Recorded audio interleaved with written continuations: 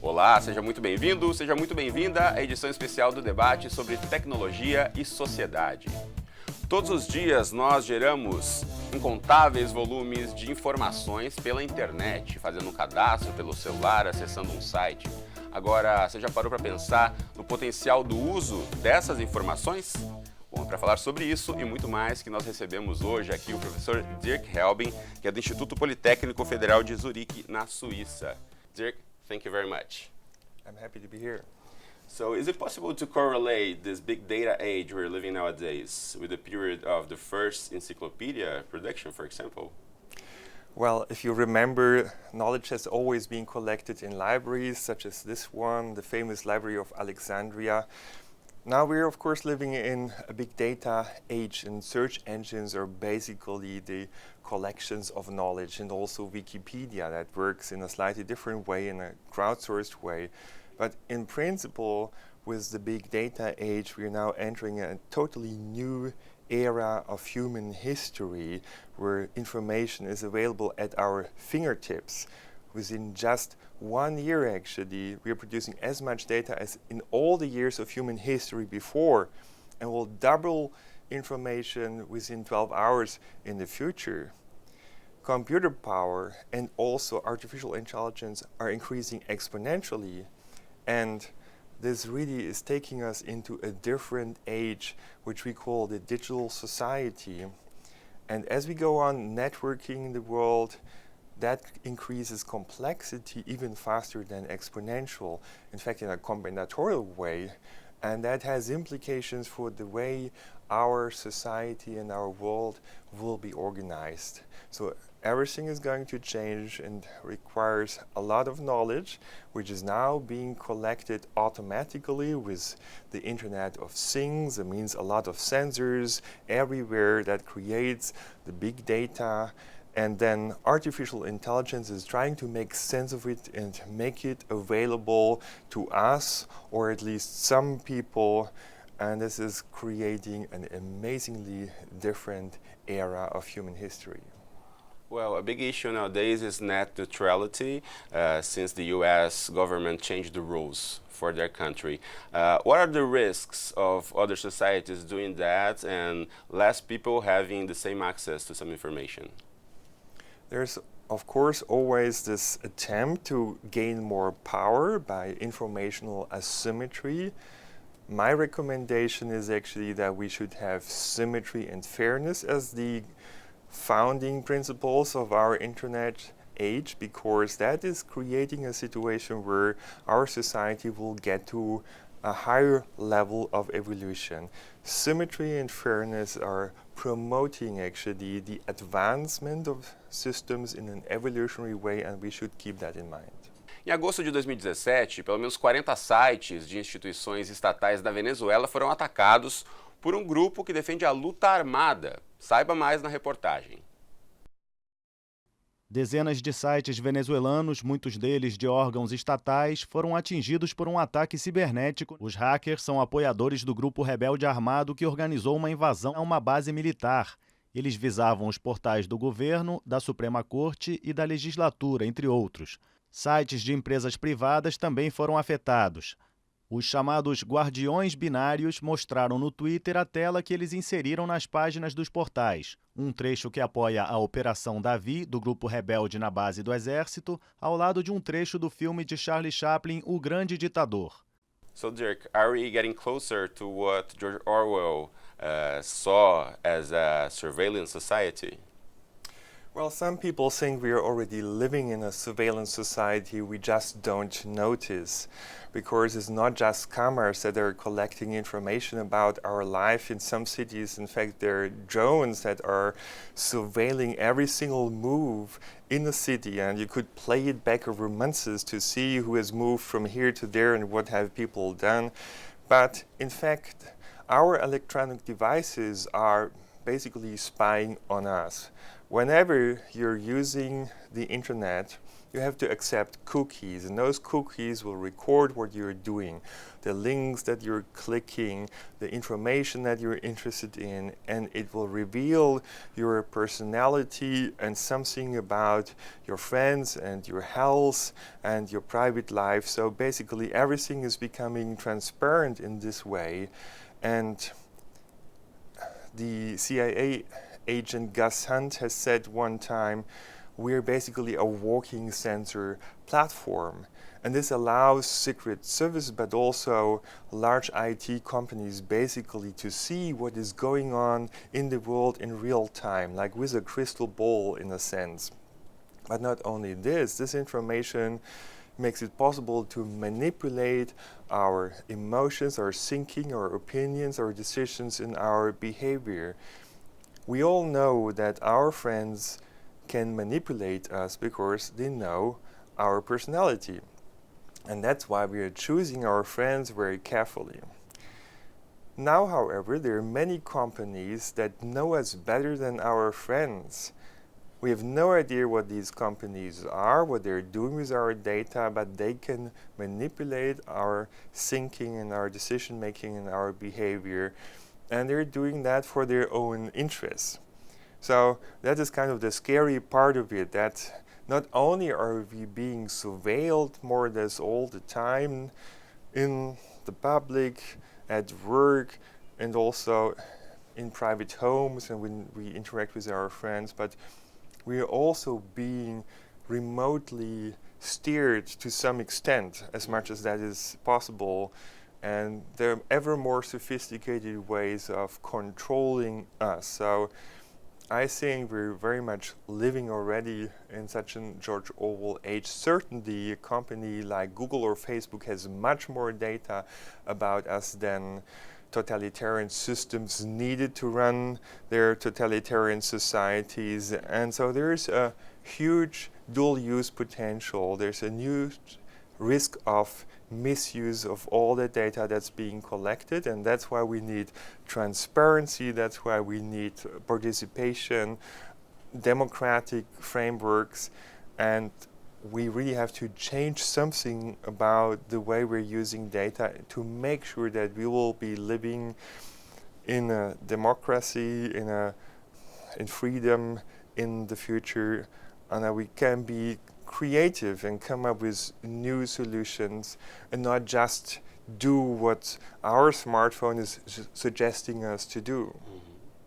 Well, that can be very interesting. It has lots of potentials, positive potentials, but it's also very scary, like when the company knows more about you than you know yourself. And we read news every month of big companies being victims of hackers. So how safe is our data when we put our numbers, telephone numbers, address, credit card numbers on websites? Are we really safe online or not? I think not at all. You shouldn't assume that your data is really safe. As you mentioned, there are many hacking events. That means by accident or even intentionally that data is being transferred to other companies. In fact, there's a huge market for personal data, and you can make hundreds of millions, if not billions, by selling that kind of data that you can basically steal about people by following their behavior online with those cookies and in other ways. So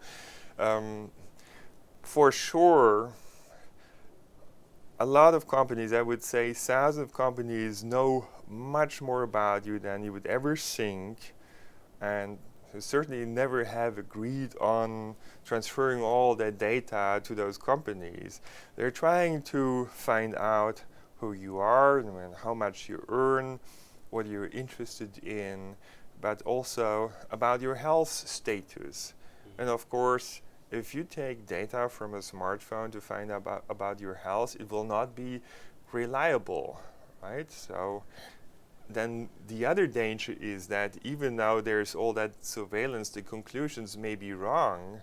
And I'm not sure how we should be more concerned about the fact that there is a ever more detailed picture about us, or that there are also a lot of wrong conclusions about us. Você sabe o que é inteligência artificial e você sabe como isso já está fazendo efeito na sua vida? Então confira um trechinho do programa Expresso Futuro, apresentado por Ronaldo Lemos.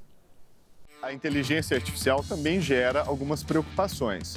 Uma delas é que ela pode substituir o trabalho humano.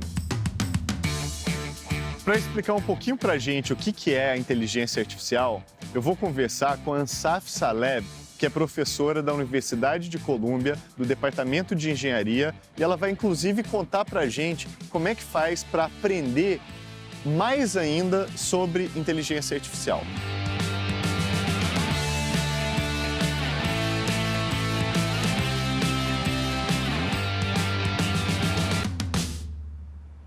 How do you actually explain what artificial intelligence is? These are computer programs that actually can have and exhibit some kind of intelligence that we call actually an AI intelligent agent. They can help indeed in making decisions, build models based on large amounts of data that can actually help us make decisions. I think this idea has been around since the 70s maybe, and now it's all about AI. What changed to make AI part of our lives today, you know? What's different about AI today is that we have better algorithms, such as deep learning algorithms, support vector machines. Right. We also have large amounts of data available that have been collected throughout the last decades, along with many people interested in AI. And these people come from computer science, from statistics, from neuroscience and other fields. Can machines actually learn something? How do they do that? Machine learning is a field of artificial intelligence and actually certainly one of the main drives of artificial intelligence progress today. Machine learning cares about build computer systems that can learn. Learning means using data from the past, using that is historical data, using data from simulations, using data from reinforcement. We can, instead of hard coding how the machine works, we can make machine learn by itself based on some knowledge. Tem dois pesquisadores da Universidade de Oxford, Carl Frey e Michael Osborne, que dizem que 47% dos empregos nos Estados Unidos vão desaparecer nos próximos anos por causa da inteligência artificial e da automação que ela vai permitir. O que fazer com relação a isso? Tem gente que diz que vai ser preciso criar uma espécie de Bolsa Família global para dar conta do desaparecimento dos empregos. E olha que quem fala isso não é o pessoal tradicionalmente ligado à esquerda. Tem gente como Michael Wolff, que é o economista-chefe do jornal Financial Times, que defende a criação dessa renda mínima para dar conta do desaparecimento dos trabalhos no futuro muito próximo. A lot of people actually say that AI might make some jobs disappear. Should we be worried about that? AI is a revolution, and as any revolution, there are chances that this will transform many things, including the job market. So there will be certainly jobs that will disappear, but there will be also new job opportunities for people. So I believe staying aware of AI progress and where it's heading, of its challenges and their impact on our lives is important to be able to ensure a smooth transition to the AI era. Dirk, so what are the impacts of artificial intelligence nowadays in the labor market, for example? We have been reading lots of research saying 20, 30 years, most of the jobs we have nowadays won't exist anymore. So how nowadays artificial intelligence is already taking jobs or not from the regular folk? Absolutely, and this is not only concerning kind of low-level jobs such as taxi drivers, for example, with self-driving cars, and it's obviously coming, but it's also concerning high-level educated jobs such as lawyers and medical personnel and maybe even professors. And there's even talking about a robotic politician potentially being elected in New Zealand in 2020. See, I mean, basically there are amazing developments, and people expect there would be super intelligent systems in a couple of years. that would be able to do everything better than humans. That means listening, talking, reading, recognizing patterns in photographs, in movies, applying rules. So everything basically that's the basis of the service sector could be done basically by computers. So let's go back a little bit in history, right? So it started all with agricultural society. And at that time, more than 70% of people were working in agriculture. Now it's less than 5% in most countries. And what then happened next was transformation of our society towards the service society. With machines, we could make production ever more efficient, and of course that would have created unemployment. Politics has responded to that by creating new laws to make it more difficult to meet standards that they have introduced. That has increased the quality of life, but at the same time it required companies to employ new people to do all those additional tasks. What we are now going to see with the digital revolution is that those tasks that politicians could require with laws and regulations could also be done by artificial intelligence systems and robots. So basically, it wouldn't require humans anymore to produce food and drinks and cars and even robots, and basically a lot of this stuff can be done by machines and algorithms in the future. And then the question is this a disaster for our society, or will it lead us into paradise? What do you think? Well, it's difficult to say. I think given today's power structure, it could end in a disaster, because the question is who would pay us a salary. People are discussing about basic income, but somebody would have to give us the money to have a good living. And the question is, why would they give us this money? On the other hand, in principle, we could automate a lot of the dull and dirty and dangerous work that we're doing today. We could get rid of all that boring work that actually, to be honest, people wouldn't do if they weren't required to do it to earn a salary.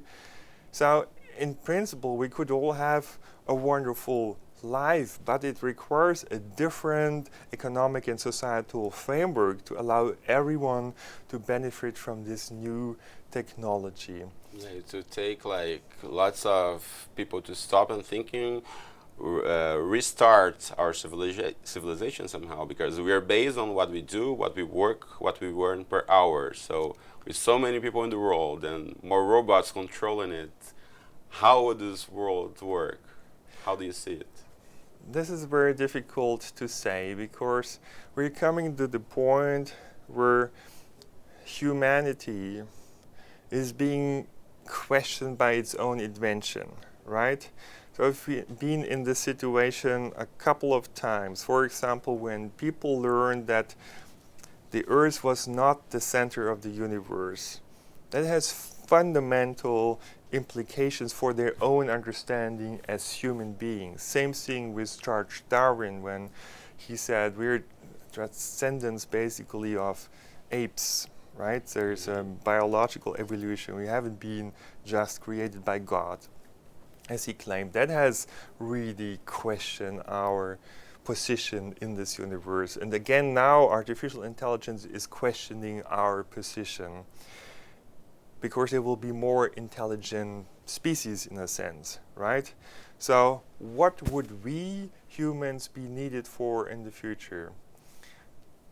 Say the elite wouldn't necessarily need us, because they could have all the robots to produce what they want to have, right? So what will happen to us? We will have to reinvent ourselves, basically. And this process is ongoing, that we're reflecting about our future. We don't have the answers yet, but I think it will be really difficult, intellectual, and societal and economic struggles, hopefully not battles or wars, but in these times typically, in fact, not only financial and economic crises are expected to happen, but also revolutions and wars. We now have a level of inequality that occurred before the French Revolution and before World War I. So it's clear what would now happen, right? So we don't want a revolution or a war to happen, so we need to transform the framework of our society and economy before this happens this time. And that's the challenge. What do we need to do really to benefit everyone of this technology? Bom, esse papo sobre robôs pode parecer muito distante, mas já existem vários por aí atuando em diversas funções, inclusive anteriormente feitas por humanos. Em Washington, nos Estados Unidos, tem um robô que trabalha como vigilante. Veja aí na reportagem.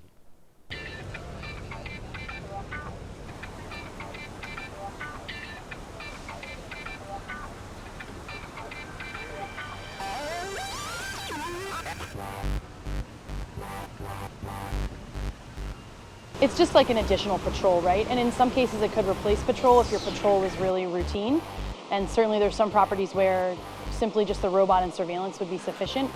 Obviously here at the harbor we need humans as well because it's a very complicated property, but it's an additional set of eyes and data and surveillance that you have on top of the officer that's patrolling the property.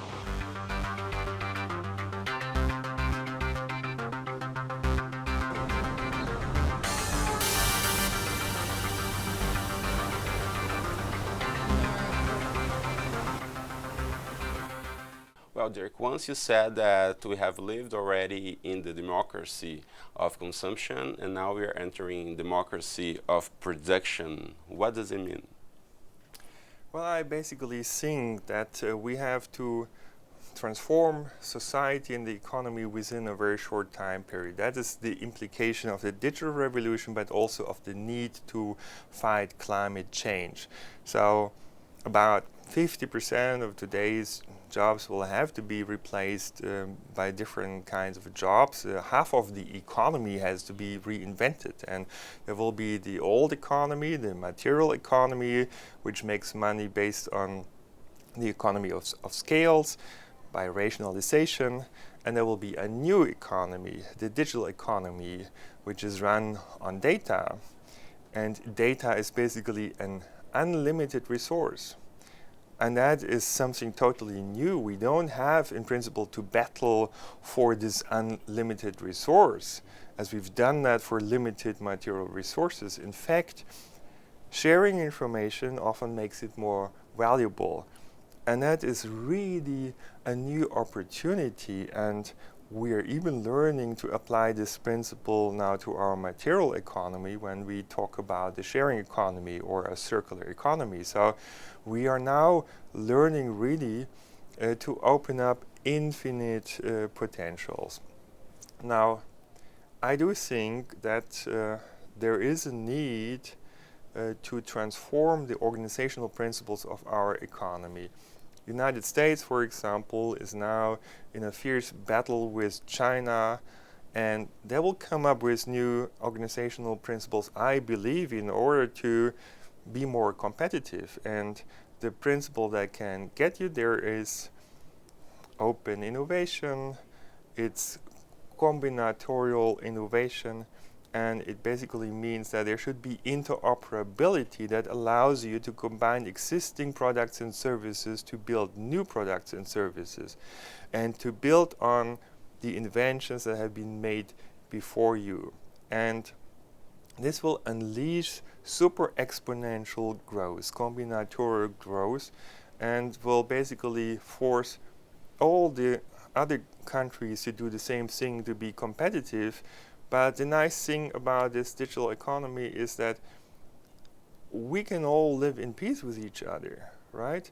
So it will open up prosperity, but also peace globally when we engage into this process. That's what I personally believe. Bom, o professor Dirk Helbing continua comigo aqui quando a gente volta no próximo bloco para falar mais nesse debate especial sobre como a tecnologia já está influenciando a nossa vida. Fique com a gente. O debate sobre tecnologia e sociedade está de volta e hoje recebemos aqui Dirk Helbing, professor que é do Instituto Federal Politécnico de Zurique, na Suíça. So Dirk, a lot has been said about how technology has been changing governments, and we know some changes have already been made in public institutions. Can you talk a little bit about that? It's absolutely important to understand that the digital revolution is not just changing business models and entire economic sectors. Just think, for example, of Airbnb and Uber and Bitcoin and 3D printers that allows you to print out entire houses within a day, self-driving cars and all this. But basically all public institutions are changing too with artificial intelligence and big data. So the principles of the digital age are knowledge is power and data is the new oil. And basically we have a new currency now. Data is a new currency. In fact, we may see a new financial system with Bitcoin and with blockchain and with hashgraph and so on. We are also seeing a new legal system because code is law. Algorithms, I mean computer programs, decide what we can do and what we can't do. We have a new economy which is called the attention economy. The scarce resource is not anymore money, it's our attention seconds that is being fought for. So there is really a fierce competition for our attention because that allows companies and governments to influence our behavior.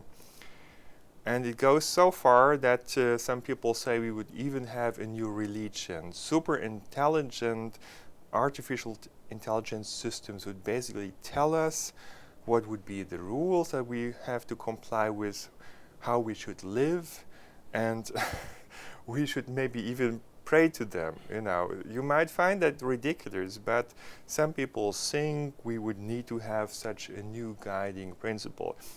We're now so much networked with each other through the internet that some people see humanity as a multicellular organism, and they think now it's time to create an artificial brain of that new organism, right? That would be the super intelligence that they're trying to build.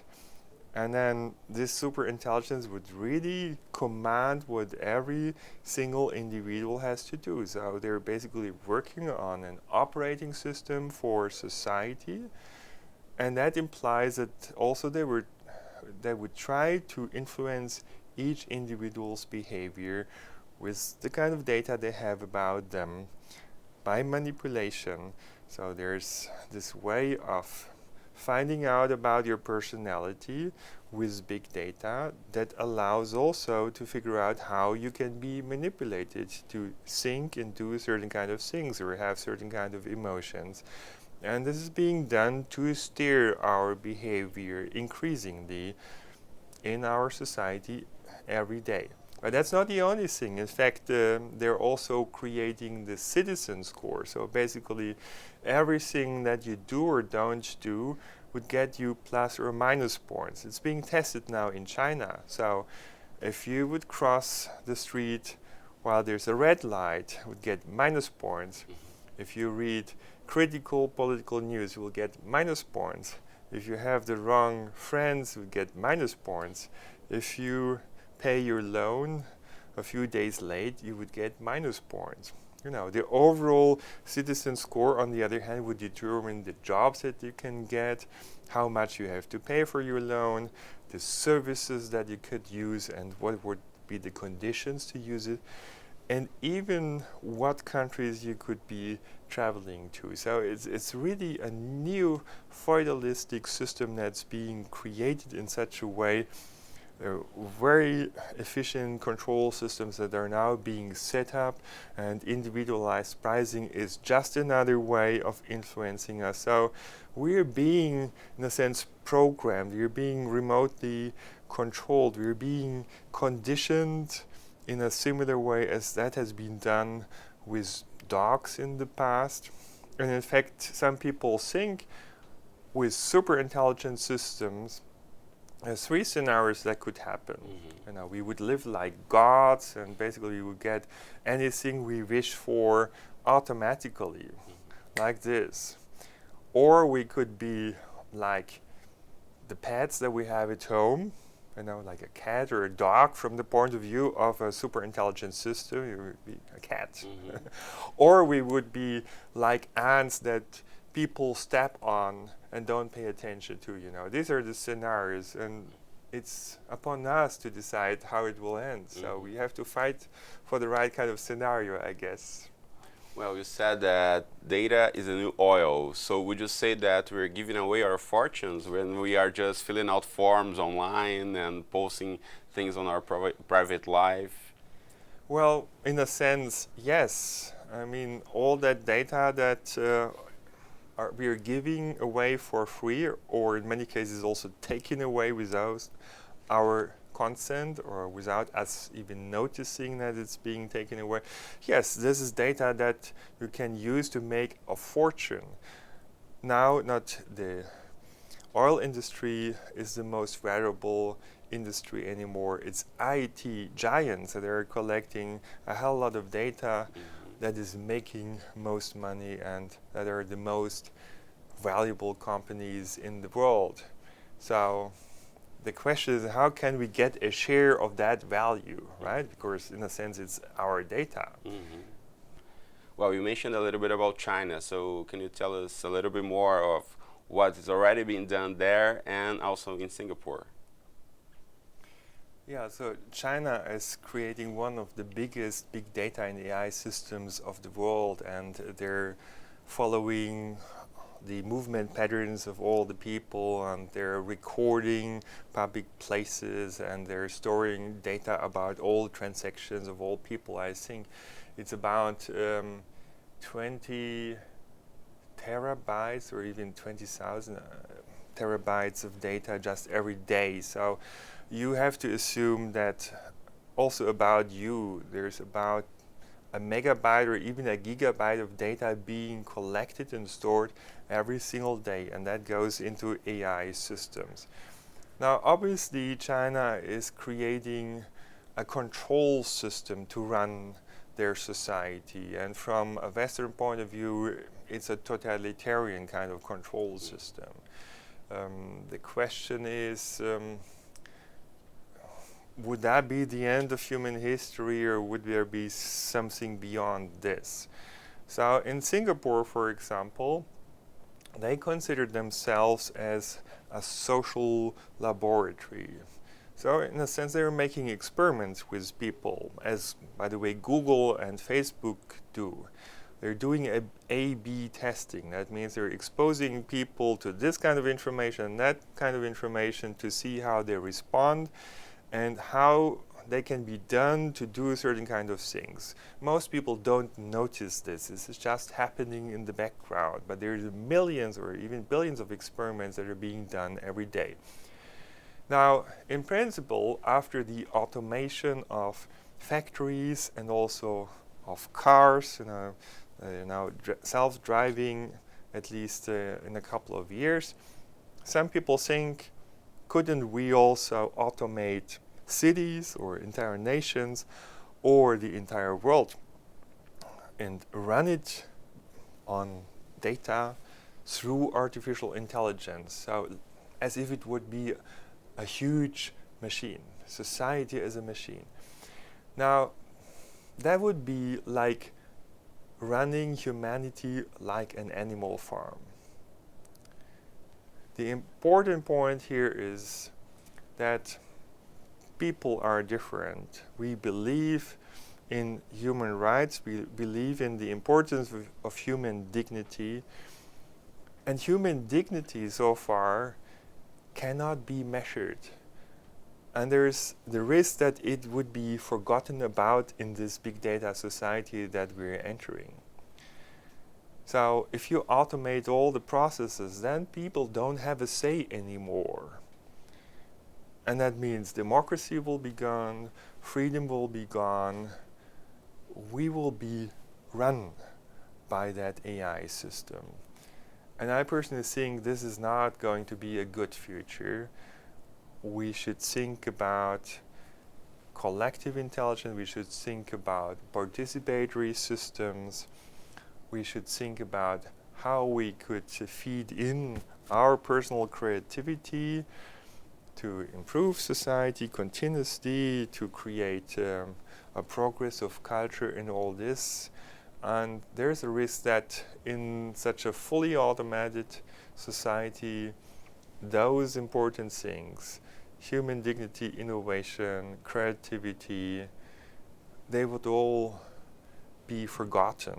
Você já reparou que está cada vez mais difícil separar trabalho e lazer? Vou te dar um exemplo. Muita gente passa o dia trabalhando para alguém, para o seu empregador, etc. E aí chega em casa e vai direto para o computador ou para o celular para postar em redes sociais. Você pode não perceber, mas isso também é trabalho. Você pode estar gerando valor não só para você, mas também valor para empresas que se beneficiam das atividades que você faz online.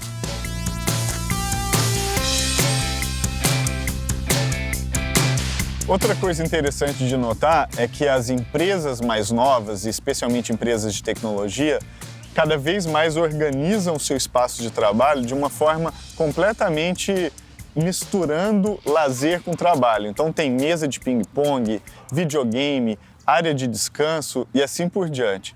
Isso mostra exatamente a expectativa, especialmente para quem é millennial, né, mais novo, de que o ambiente de trabalho não pareça só com um lugar de trabalho, mas pareça também com um lugar de lazer.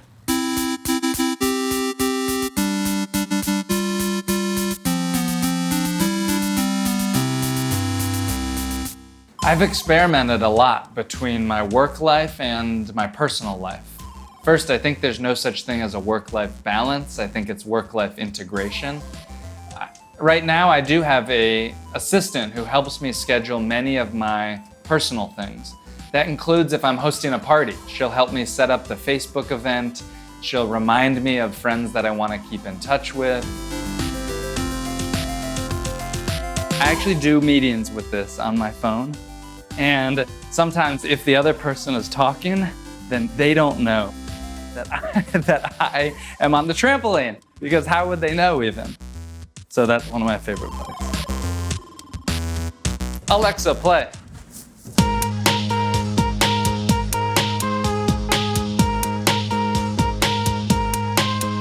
I think the future of work will be specialization, and it will allow people to focus on their unique ability, the things that people do best, and delegate those things that maybe aren't their necessity.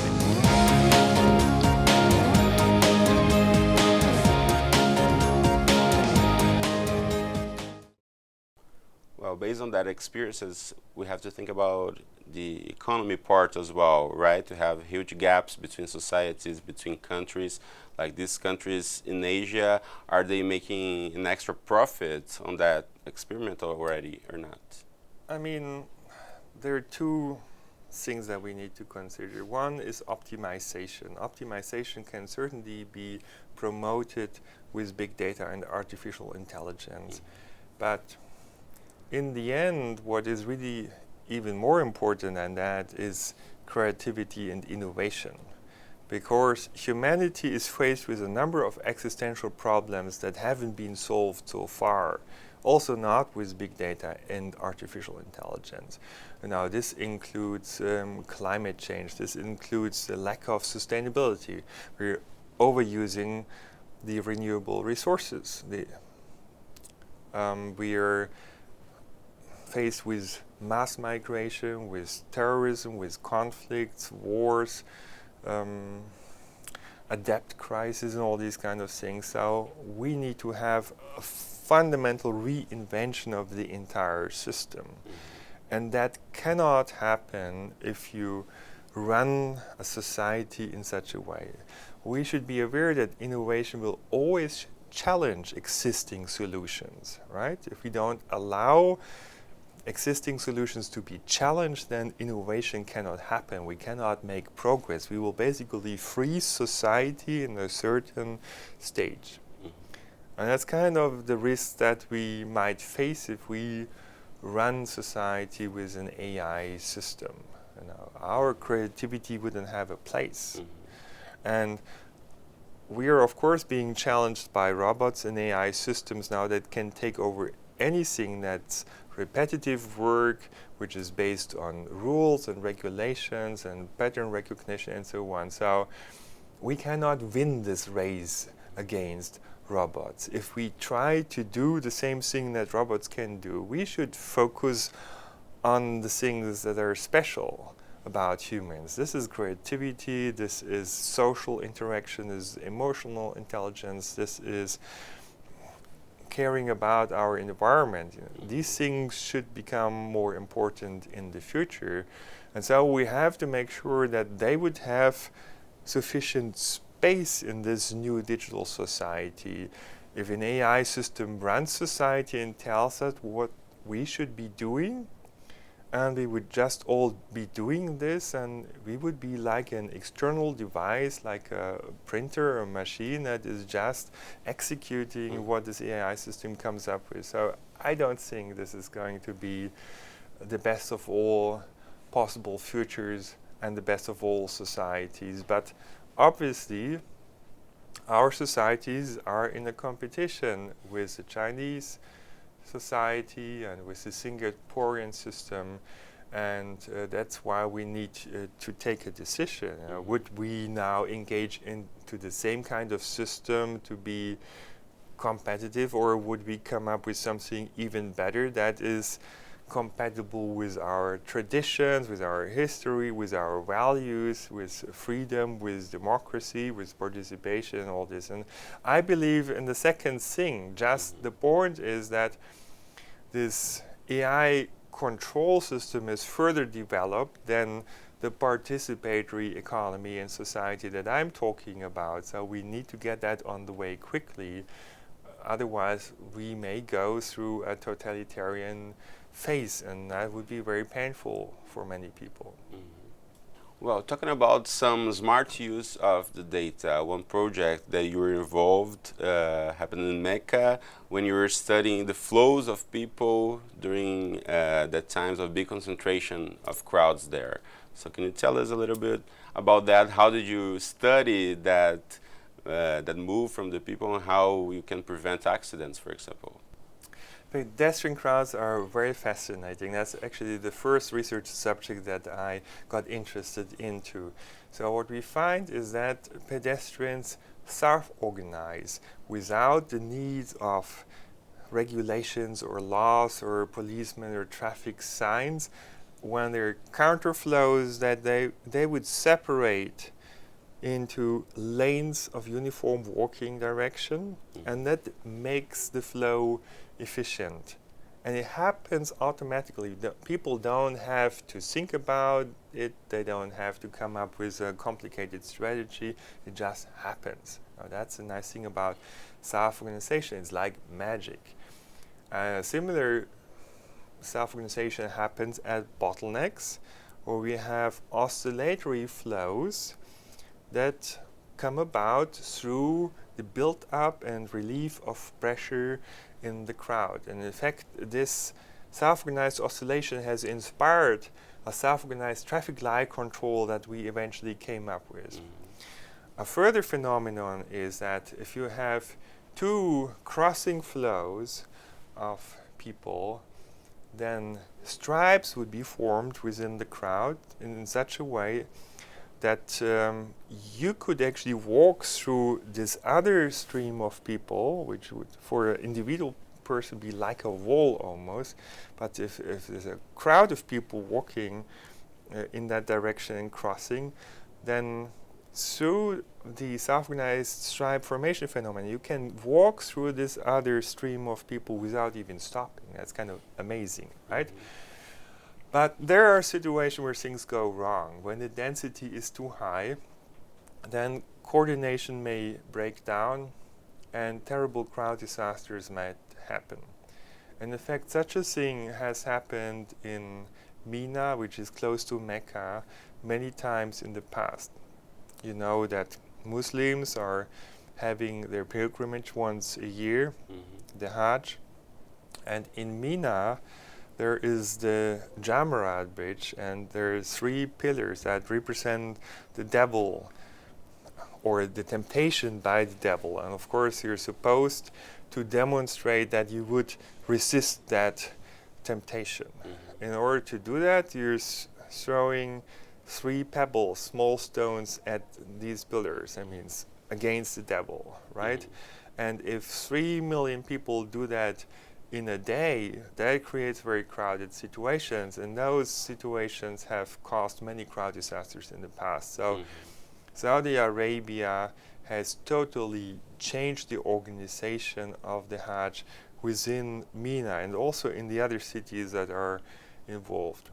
And they have torn down the old Jamarat bridge and replaced it by a new one, which has 5 levels, much more capacity, on-ramps from different areas to separate flows of pilgrims that might otherwise get in conflict.